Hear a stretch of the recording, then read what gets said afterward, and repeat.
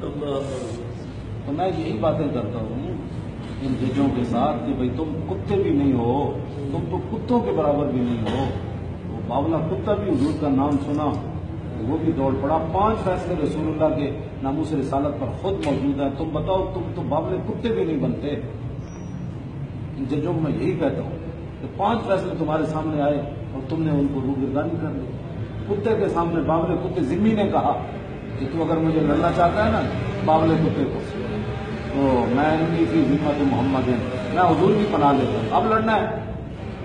امام نے کہا فغل القلب یاد ہوں، کتا مڑیا انہوں نے دوڑ لا۔ نے کہا میں پاگل ضرور ہوں، اس نام کو تو میں بھی جانتا ہوں۔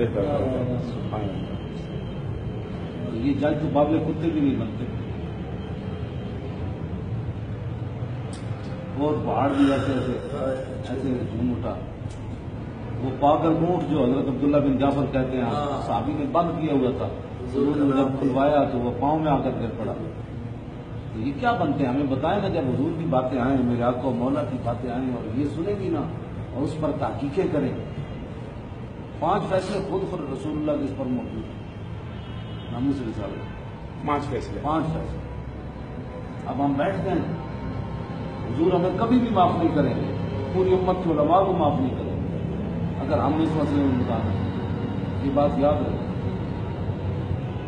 اور جو کر رہے ہیں ان کا ایسے سفایا ہوگا، ان کی نسل بھی ختم ہوگی۔